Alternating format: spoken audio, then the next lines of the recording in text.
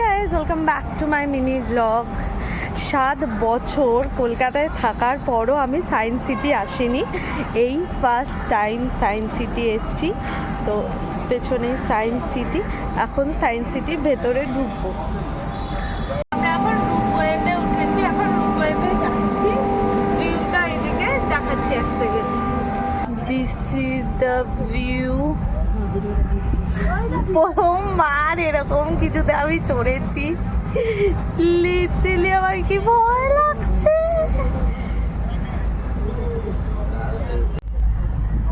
মা আমি পেছনে ঘুরবো না রে, তুই খুব খারাপ করেছিস আমার সাথে, বিশাল খুব খারাপ করেছিস।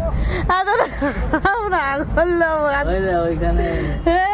আরে নালে এখান থেকে হেঁটে হেঁটে ঢুকতে হতো পুরোটা, হেঁটে হেঁটে তো বেরোবো।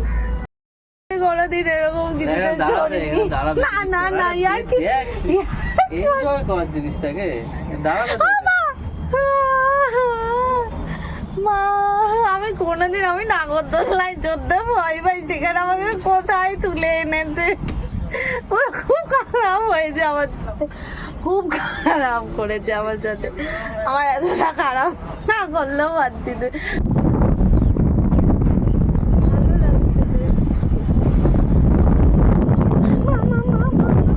আরে ভয় পাচ্ছিস কেন?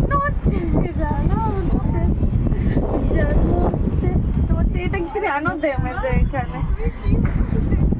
এটা কেন থেমেছে এখানে?